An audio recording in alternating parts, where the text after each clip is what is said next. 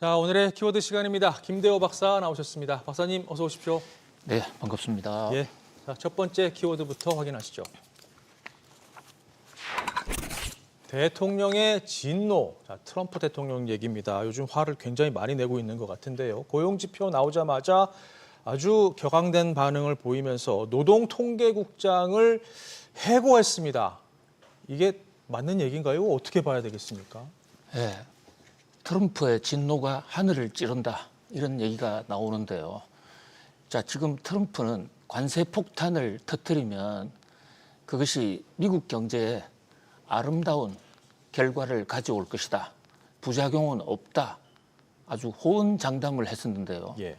이 고용노동부 통계국장, 이 대학 교수 출신인데 이분이 지난 주말에 고용 지표를 발표하면서 지지난달 또 지지지난달 그러니까 5월달, 6월달 통계를 수정을 했습니다.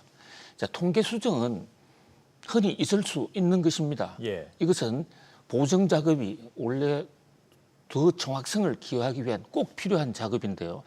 그런데 수정 내용을 보면 좀 이해가 안 되는 대목들, 뭐 저는 아직 살 날이 많습니다만은 제가 살아온 그 짧은 시절에 예. 이래 통해서 볼 때 예. 이렇게 엄청나게 통계가 수정되는 것은 한 번도 보지를 못했거든요. 25만 명 넘게 그렇습니다. 사라졌잖아요. 자, 통계 한번 보시면요.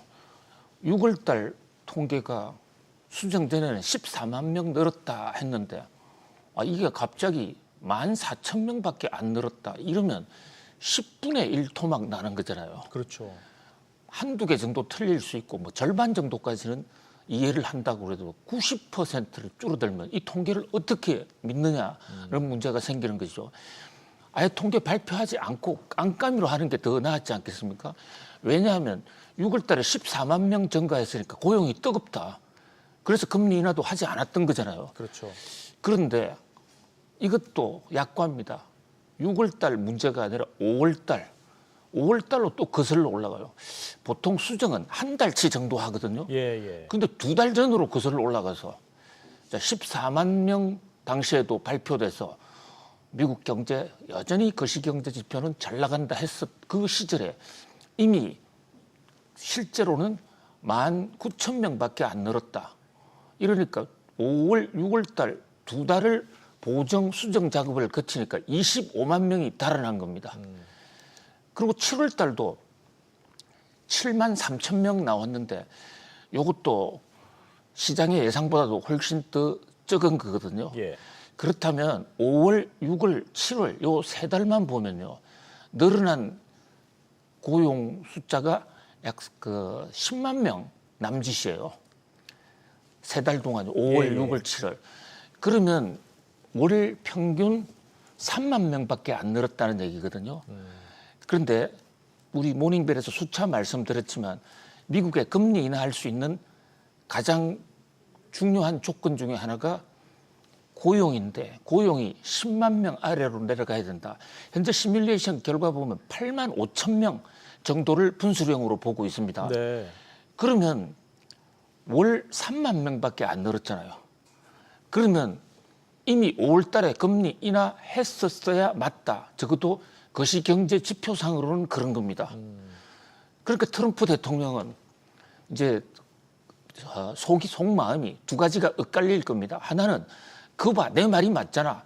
금리 인하했었어야지.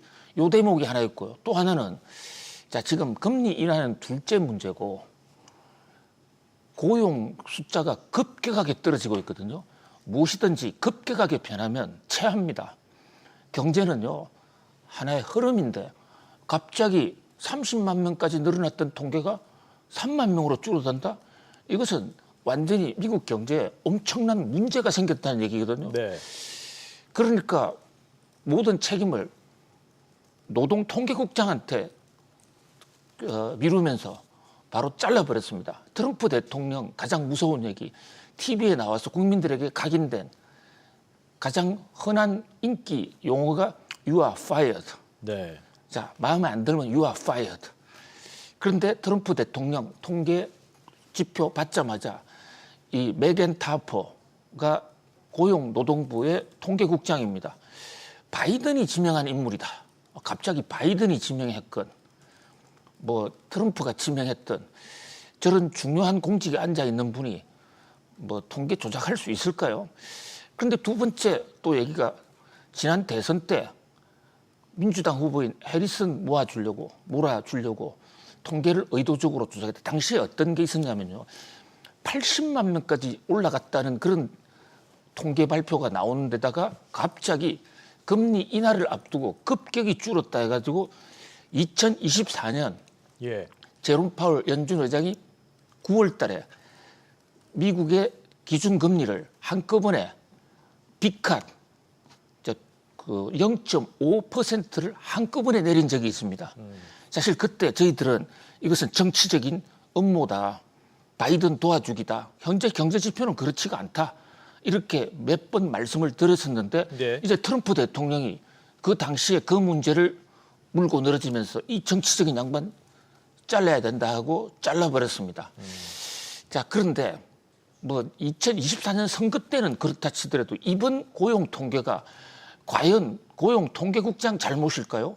트럼프 대통령이 진노할 성격일까요? 이코노미스트들 또 뉴욕 증시의 전문가들이 밝힌 왜 고용 통계가 25만 개나 증발됐을까? 자, 첫 번째요. 연방정부 공무원 2025년 1월 20일 날 트럼프 대통령 취임하자마자 다치라는 부서 만들고 그래서 머스크 내세워서 공무원 마구 잘랐지 않습니까? 그렇죠. 자, 그때 바로 고용 문제가 나오니까 트럼프 대통령 얘기는 나는 무능한 공무원, 바이든에 물든 공무원 잘라라고 그랬지 새로 뽑으라고는 안 그랬어. 새로 뽑는 거 하지 말라고는 안 그랬어. 이렇게 해명했거든요. 네. 그런데요, 공직사회라는 게 공무원뿐만이 아니고 많은 기업들도 또 공공기업들도 한쪽에서 자르는데 사람을 뽑기가 어렵습니다. 그럼 어떤 문제가 생기냐면요. 뽑아놨던 사람도 내일 모레 출근해야 되는데 트럼프 등장하자마자 아, 이거 안 되겠어.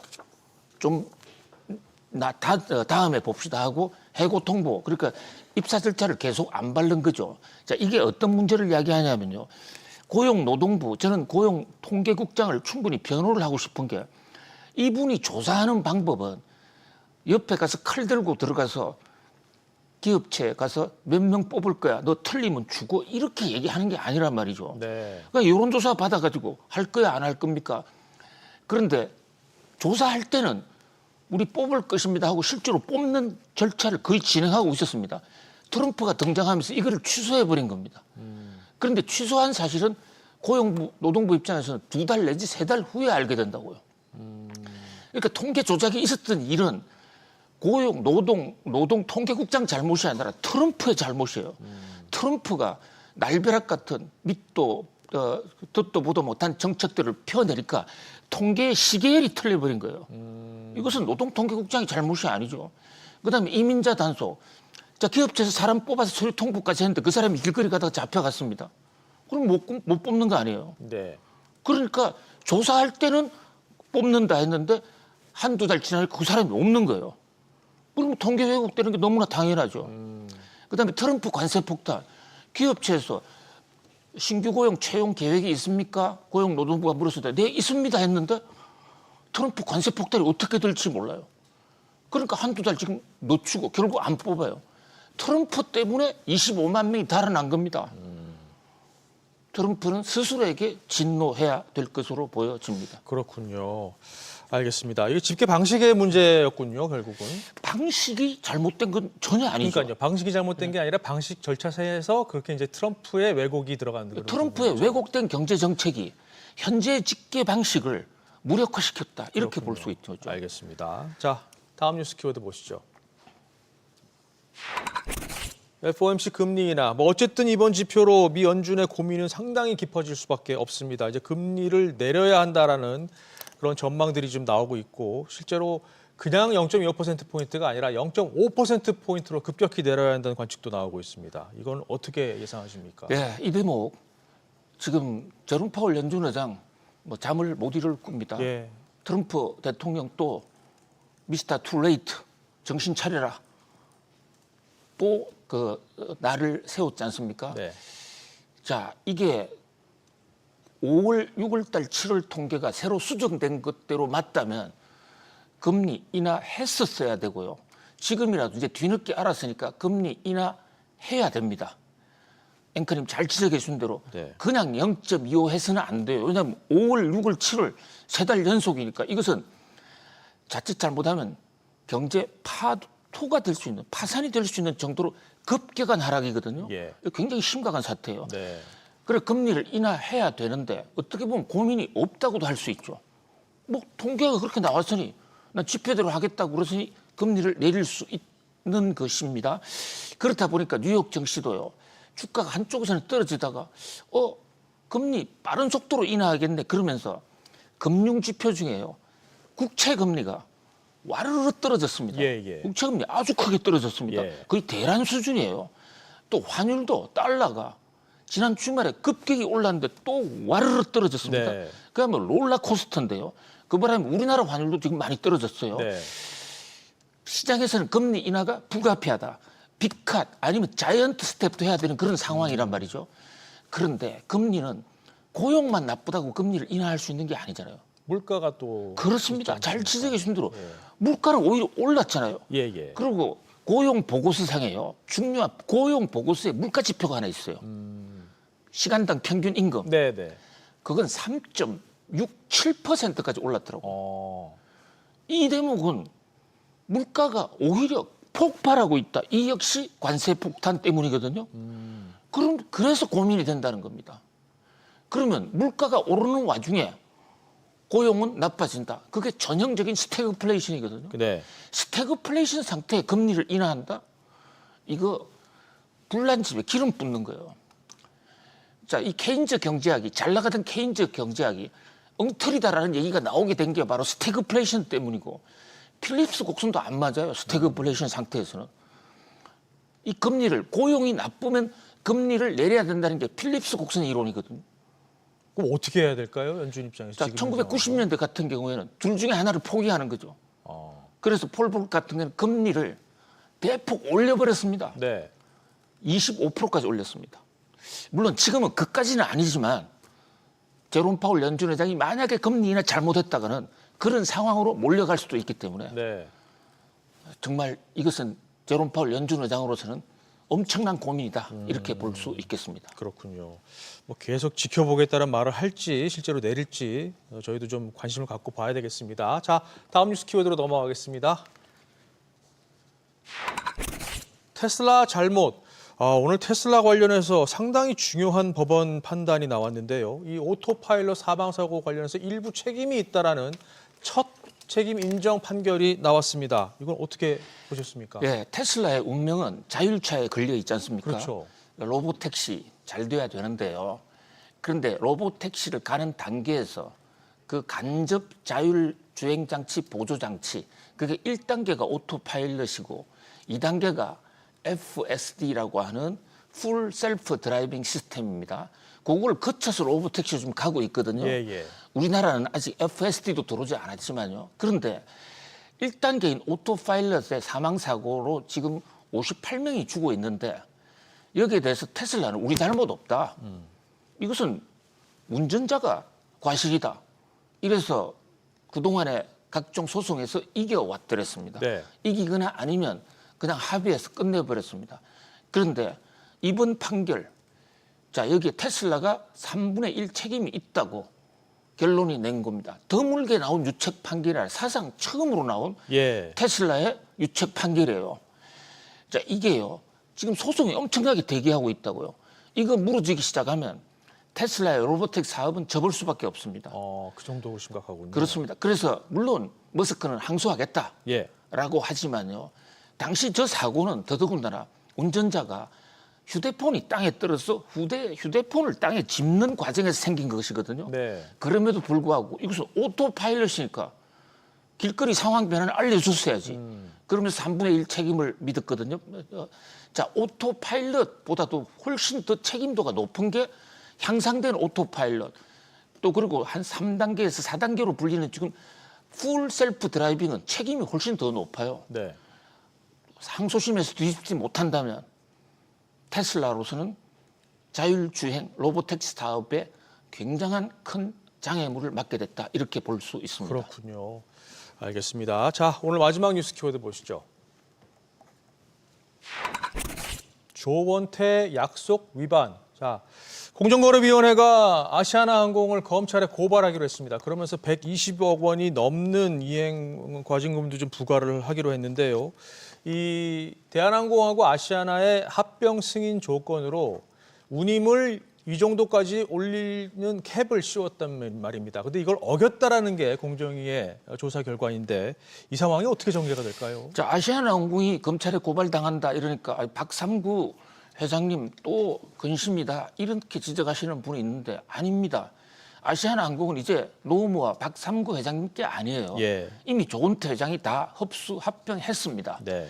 공식적인 절차가 2024년 12월로 끝나서 지금 조은태 회장의 품에 들어와 있는데요.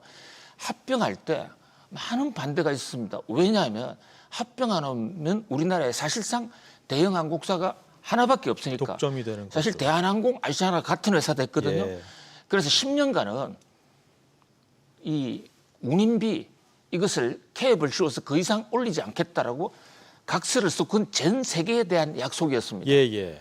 그런데 2024년 합병하고 그 약속에 도장 찍어줬는데 도장 잉크도 마르기 전에 2025년 들어오자마자 1월 달부터 계속 임금을 항공료를 올려가지고 약속 다 위반했습니다.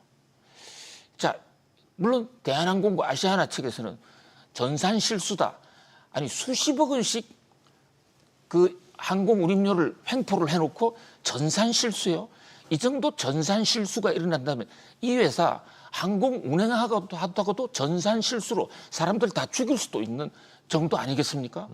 이런 정도의 자 약속, 국민의 희생을 딛고 한 합병입니다.